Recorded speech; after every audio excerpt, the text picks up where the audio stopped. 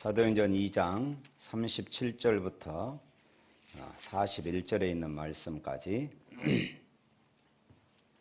다 같이 읽습니다. 그들이 이 말을 듣고 마음에 찔려 베드로와 다른 사도들에게 물어 이르되 형제들아 우리가 어찌할꼬 하거늘 베드로가 이르되 너희가 회개하여 각각 예수 그리스도의 이름으로 세례를 받고 죄 사함을 받으라. 그리하면 성령의 선물을 받으리니 이 약속은 너희와 너희 자녀와 모든 먼데 사람 곧 주 우리 하나님이 얼마든지 부르시는 자들에게 하시는 것이라 하고 또 여러 말로 확증하여 권하여 이르되 너희가 이 패역한 세대에서 구원을 받으라 하니 그 말을 받은 사람들은 세례를 받음에 이날의 신도의 수가 3,000이나 더하더라. 아멘. 미국의 남북 전쟁 당시에 북군이 밀리고 있었습니다. 그때 링컨 대통령의 참모가 대통령에게 이렇게 부탁했습니다. 각하, 전쟁에서 우리가 밀리고 있습니다. 하나님께서 우리 편이 되어 달라고 그렇게 기도해 주십시오. 그랬더니 링컨이 이런 유명한 말을 남기지요. 하나님이 내 편 되어 주시는 것이 중요한 것이 아니라 내가 하나님 편에 서는 것이 중요합니다. 그렇습니다. 하나님은 언제나 우리 편이십니다. 할렐루야. 중요한 것은 내가 하나님 편에 서 있느냐, 이것이 아주 중요하다 이 말씀입니다. 우리 인생 여정에서 하나님이 든든한 후원자가 되시는 사람은 정말로 복받은 사람입니다. 오늘 우리 이 시간 우리가 기억해야 할 것은 하나님이 내 편에 서 계십니까? 라고 묻지 마십시오. 하나님은 언제나 내 편이십니다. 내가 하나님 편에 서 있는지를 여러분 확인하시기를 바랍니다. 오늘 여러분들은 하나님 편에 서 계십니까? 인생길에서 가장 중요한 것은 내가 하나님 편에 서 있는가, 이것이 참으로 중요한 말씀입니다. 우리가 하나님 편에 서 있기만 한다면 언제나 내 편이신 하나님께서 우리의 삶 속에 믿음의 역사를 일으키실 것을 믿으시기를 축복합니다. 오순절 성령의 충만함을 입고 담대하게 복음을 증거하는 120여 명을 바라보는 사람들은 의아해했습니다. 왜냐하면 그들이 따르던 나사렛 예수가 십자가에서 처형당하는 것을 직접 목도했고, 그리고 처형당한 뒤에 무서워서 이제 예수를 따르던 무리들이 숨어 지내고 또 일부는 다 예루살렘을 떠나 저 시골로 피신해 가 있는 이런 상황이기 때문에 그렇습니다. 그런데 갑자기 튀어나와서 담대하게 예수를 전하는 것입니다. 겁쟁이들이 변화된 모습을 바라보면서 야, 저 사람들 미친 것 아니야? 저 사람들 아침부터 술 취한 것 아니야? 이렇게 비아냥거리기도 했던 것입니다. 이때 베드로가 나와서 설교를 하는데 지금 시간은 제3시, 성경에서 우리 시간을 알려면은 6시간을 더하면 됩니다. 제3시 그러면은 이제 오전 9시죠. 오전 9시니까 아침이지 않습니까? 아침부터 술 취한 사람이 어디 있습니까? 우리가 술에 취한 것이 아니고 요엘 선지자가 예언한 대로 성령의 충만함을 받은 것입니다. 잘 생각해 보십시오. 예수님은 하나님께로부터 오신 분이십니다. 그래서 놀라운 능력과 기사를 우리 가운데 행하셨습니다. 그런데 여러분이 나사렛 예수를 무법자들의 손에 넘겨서 십자가에 못 박아 죽였습니다.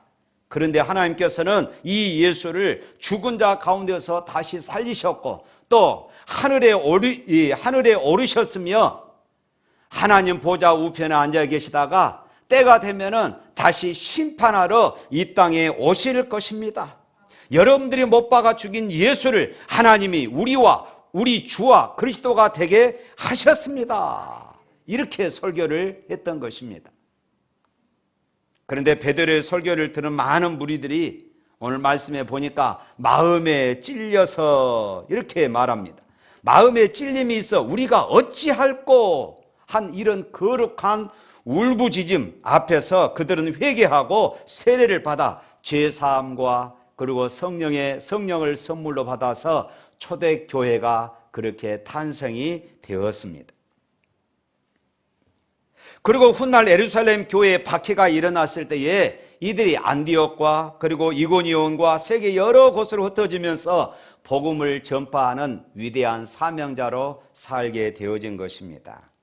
오늘 우리가 본문에서 관심을 가지고 주목해야 할 것은 하나님의 말씀을 들었던 이 사람들의 반응입니다. 그리고 이것은 오늘 하나님의 말씀을 듣는 오늘 저와 여러분들이 어떤 자세로 하나님의 말씀을 들어야 할 것인가 하는 것이기도 합니다. 오늘 본문 37절 말씀 다시 한번 읽어볼까요? 37절. 그들이 이 말을 듣고 마음에 찔려 베드로와 다른 사도들에게 물어 이르되 형제들아 우리가 어찌할꼬 하거늘. 베드로의 설교를 듣고 어떻게 반응했습니까? 저희가 이 말을 듣고 마음에 찔려 이렇게 말합니다. 여기서 마음에 찔림 이것을 직역하면은 심장을 관통하다 하는 이런 뜻입니다. 우리의 심장을 관통했다는 것이에요. 그만큼 지금 베드로의 설교를 듣고 큰 감동을 받았다는 것이에요. 솔직히 우리가 설교를 듣고 마음에 죄의 깨달음 때문에 찔린다는 것은 어떻습니까? 결코 기분 좋은 일은 아닙니다.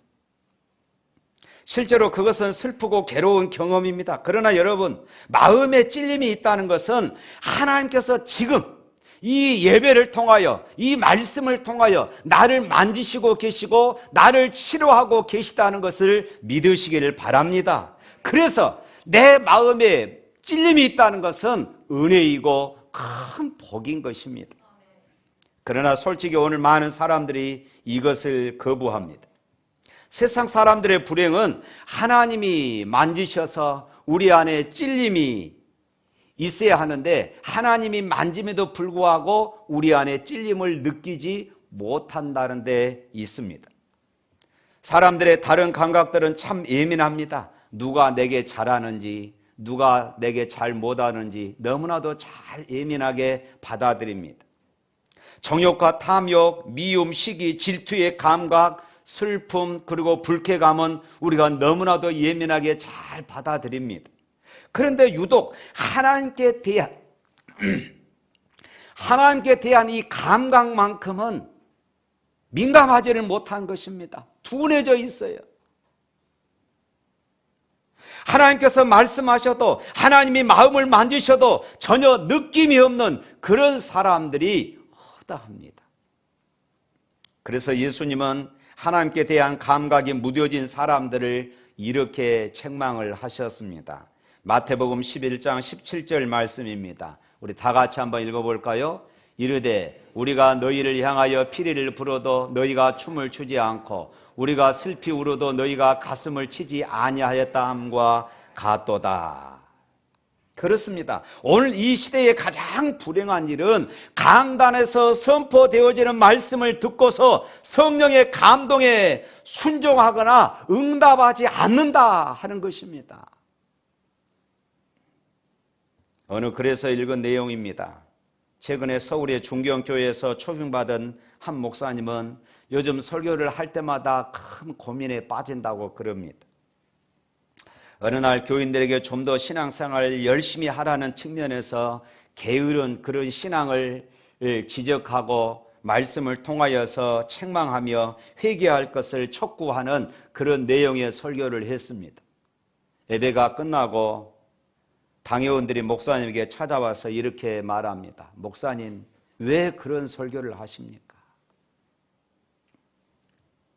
요즘 사람들이 세상에서 시달리고 있는데 요즘 성도들이 얼마나 세상에서 힘든지 아십니까? 좀 그들에게 위로의 설교, 축복의 설교, 치유의 설교를 해 주셔야지 무슨 책망의 말씀을 그렇게 하십니까? 이렇게 이야기했다는 것입니다. 얼마나 참 씁쓸합니까? 사랑하는 성도 여러분, 오늘날 교회에서 설교는 그래서 인본주의로 흐르고 성도들의 귀에 달콤한 설교만 하는 그런 예배로 전락해 버리고 맙니다. 죄를 책망하고 그래서 회개를 촉구하는 그런 설교 대신에 축복하고 위로하는 이런 설교, 자복하는 설교는 없고 그저 세상 축복만을 강조하는 그런 메시지가 강단에서 많이 선포되는 것을 봅니다. 이것은 참으로 안타까운 일입니다. 그런데 오늘 본문을 보십시오. 저희가 이 말을 듣고 마음에 찔렸다는 것입니다. 여기서 찌른다는 말은 내 문제가 여기에서 지금 다루어진다는 말이에요. 내 안에서 지금 잘못되어진, 삐뚤어진 이런 일들이 하나님의 말씀으로 하나님이 지금 다루시고 계시다는 증거입니다. 나와 전혀 무관하게 느껴졌던 것이 바로 나 자신의 문제로 여겨지고 있다는 것입니다.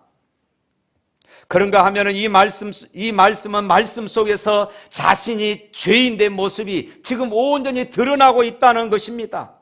우리가 평상시에는 다 의인 같고 다 잘난 것 같고 다 신앙생활 잘한 것 같습니다. 그런데 하나님의 말씀을 통하여 성령께서 나를 만지실 때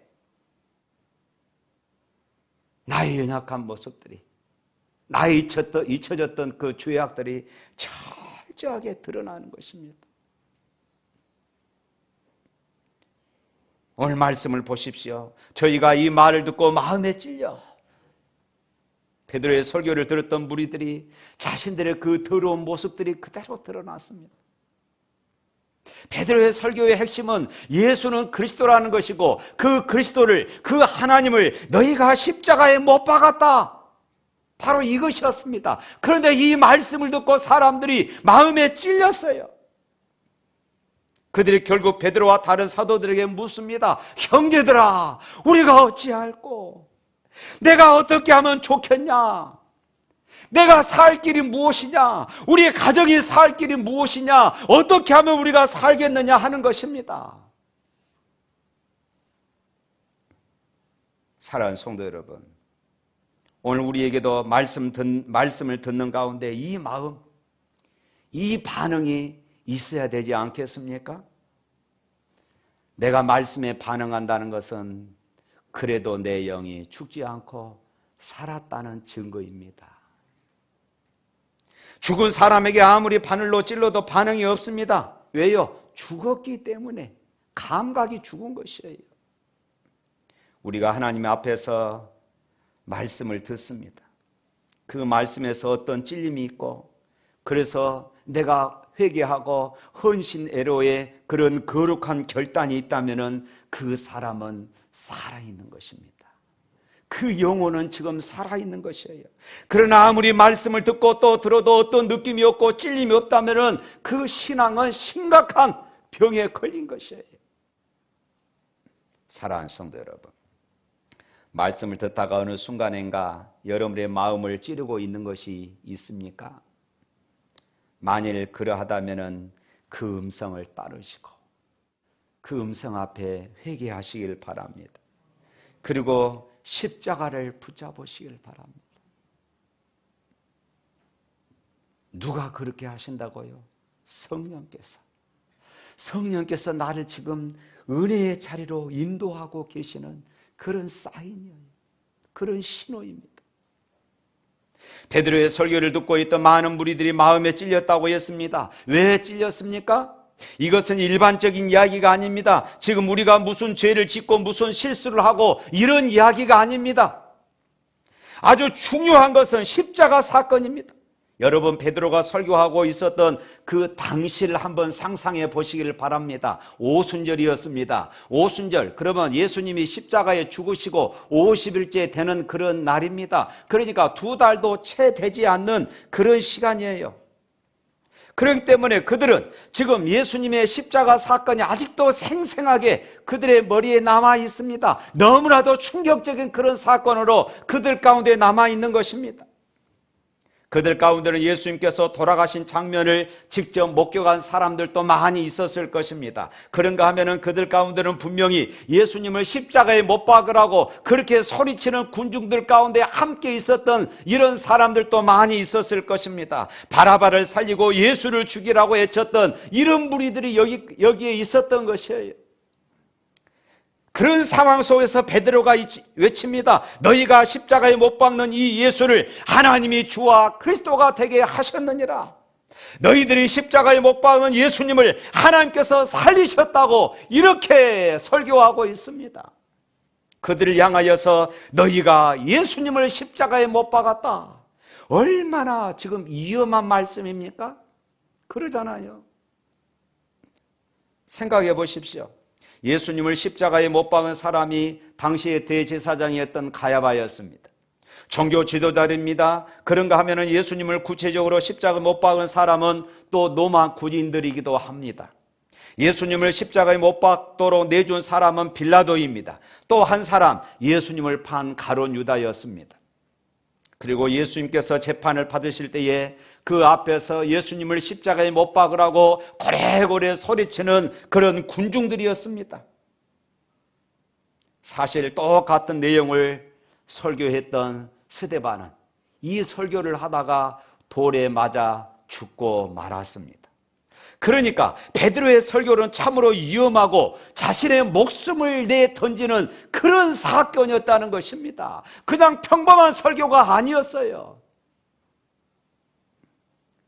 뿐만 아니라 지금 베드로의 설교를 듣고 있는 많은 사람들이 다 예수님을 십자가에 못 박으라고 외쳤던 그런 사람들만 있는 것이 아닙니다. 명절을 지키기 위해서 디아스포라, 다시 말해서 흩어졌던 유대인들, 이 사람들이 고향의 모처럼 돌아와서 명절을 지키고자 왔다가 또 이 설교를 듣고 있던 사람들도 있었던 것입니다. 그러니까 지금 베드로는 어쩌면 전혀 십자가 사건과 관련이 없는 그런 무리들을 향하여서 너희가 예수님을 십자가에 못 박았다고 이렇게 외치고 있는 것입니다. 아마 이쯤 되면은 어떤 사람들이 베드로에게 찾아와서 이렇게 이야기했을 법도 합니다. 아니 이보시오, 말 조심하십시오. 내가 언제 예수를 십자가에 못 박았습니까? 생사람 잡지 마십시오. 분명히 이렇게 말한 사람들도 있었을 법한 그런 환경입니다. 그런데 오늘 본문에 보면은 너희가 십자가에 못 박았다라는 베드로의 외침에 그들은 스스로 예수님을 십자가에 못 박았노라고 인정해요. 그 인정했다는 증거가 무엇입니까? 이들이 베드로와 사도들에게 이렇게 말합니다. 형제들아, 그러면 우리가 어찌할꼬? 그래, 내가 예수를 십자가에 못 박았어. 그러면 내가 살 길이 무엇이야? 내가 어떻게 하면 되겠어? 라고 묻는 것이에요. 이것이 기독교의 핵심이고 복음의 핵심입니다. 하나님의 말씀을 듣고 예, 그렇습니다. 내가 주인입니다. 인정하는 것이에요.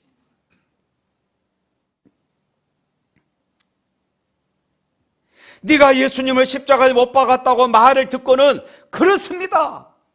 내가 예수님을 십자가에 못 박았습니다. 라고 고백하는 것이에요. 바울이 다메섹으로 예수 믿는 사람들을 잡으러 가는 도중에 다메섹 도상에서 부활하신 예수님을 만나게 되어집니다. 그때 예수님께서 바울에게 이렇게 말해요. 왜 나를 핍박하느냐? 그때 바울은 그렇게 묻지 않습니다. 언제 내가 당신을 핍박했습니까? 사실 지금 바울은 예수 믿는 사람들을 잡으러 가는 중이지 않습니까? 그런데 바울이 그 자리에서 인정하고 엎드립니다. 나는 당신을 핍박하지 않았습니다. 이렇게 말하지 않고 왜 나를 핍박하느냐? 이 무릎 앞에 그만 거꾸러지고 마는 것이에요. 내가 그랬습니다. 그렇습니다. 내가 그랬습니다. 자신을 인정하는 것이에요. 웬 말인가 날 위하여 주 돌아가셨나 이 벌레 같은 날 위에 은혜 받으셨나. 내 지은 죄 다 제시고 못 박히셨으니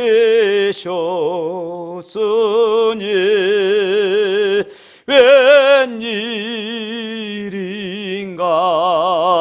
웬 은혜인가 그 사랑 구셔라. 그렇습니다. 예수님을 빌라도가, 로마 군병들이, 2000년 전에 그 무리들이 십자가에 못 박은 것이 아니라 바로 나였습니다. 바로 나였습니다.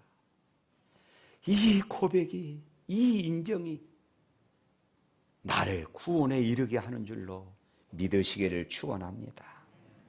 사랑하는 성도 여러분, 하나님께서 죄를 얼마나 미워하시고 싫어하시는지를 우리가 알려면은 예수님의 십자가를 우리가 생각해 보면은 알 수 있어요. 하나님은 그 아들이라 할지라도 온 세상의 죄를 짊어지신 그 예수를 용서하지 않으시고 십자가상에서 철저하게 죄의 대가를 치르게 하셨습니다. 이만큼 하나님은 이 죄에 대해서 무섭게 심판하시고 죄를 싫어하신 분이십니다. 십자가를 짊어지시기 전에 주님은 겟세마네 동산에서 땀이 핏방울이 되도록 그렇게 기도하셨습니다.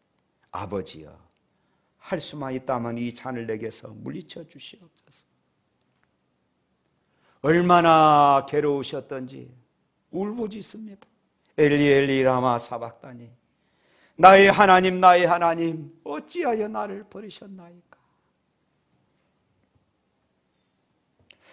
이렇게 고통에 몸부림치고 번민하여도 하나님 아버지께서는 죄를 짊어지신 그 예수를 돌아보지 않으셨습니다. 외면해 버리셨어요. 예수님은 온몸에 채찍으로 살이 찢어졌습니다. 피와 땀이 범벅이 되어 온갖 고통과 저주와 멸시와 천대를 다 받아내셨습니다. 과시관을 쓰신 이마에는 피가 흐르고 양손과 발에는 대못이 박혀 흐르는 피가 엄청났습니다. 뿐만 아니라 옆구리에는 창으로 깊이 찔려 온몸에 피와 물이 다 쏟아졌습니다. 결국 주님은 숨이 끊어졌습니다. 죽음의 값을 치렀던 것입니다. 죄의 값을 이 죽음으로 치렀던 것입니다. 그러기까지 하나님 아버지께서는 예면해 버리신 것이에요. 예수님께서 우리들의 모든 죄를 다 짊어지셨기 때문입니다. 그런데 놀라운 일이 일어났습니다. 예수님으로 말미암아 우리가 지은 모든 죄를 하나님 앞에서 용서받을 수 있는 길이 열린 것입니다. 할렐루야! 바로 그 예수님께서 모든 죄값을 담당하셨기 때문에, 예수님 때문에, 예수로 말미암아 우리는 용서를 구할 수 있게 된 것입니다. 예수님의 이름으로 하나님께 용서를 구하면 하나님은 우리의 죄를 용서해 주시고 정결케 해 주실 것을 또한 약속해 주셨습니다. 이사야서 1장 18절 말씀에 보면은 하나님은 이렇게 말씀합니다. 너희 죄가 주홍 같을지라도 눈과 같이 희어질 것이요 진홍같이 붉을지라도 양털같이 되리라. 할렐루야. 그러므로 우리는 하나님 앞에서 철저히 회개하고 그리고 하나님의 은혜를 힘입는 그런 사람이 되어야 할 줄로 믿습니다. 하나님은 죄에 대해서 결단코 묵고하지 않으십니다. 가만히 덮고 모른 채 하시는 분이 아니십니다. 죄에 대해서는 하나님은 철저하게 이렇게 무섭도록 심판하신 분이십니다. 그러나 회개하면은 모든 것을 묻지도 않으시고 다 용서하신다고 했습니다. 예수님 때문에 죄를 죄로 여기지 아니하시고 기억지도 않으시고 동이 서에서 먼 것처럼 우리의 모든 죄를 멀리 옮기셔 버리셨다고 그렇게 말씀하고 있습니다. 사랑하는 성도 여러분, 하나님은 우리 아버지가 되시기 때문에 하나님은 우리에게 은혜를 주시고 싶어 하시고 복을 주시기를 원하시고 긍휼을 베풀어 주시기를 원하시는 분이십니다.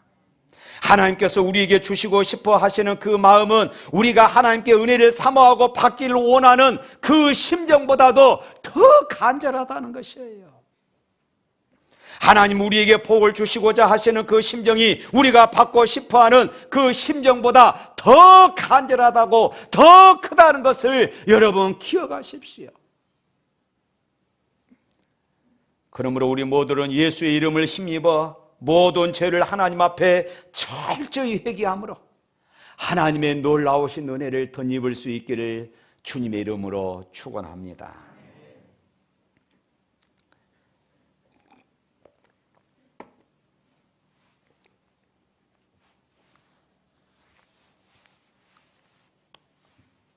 그러나 여러분, 이것은 단순히 내가 노력한다고 된 것이 아닙니다.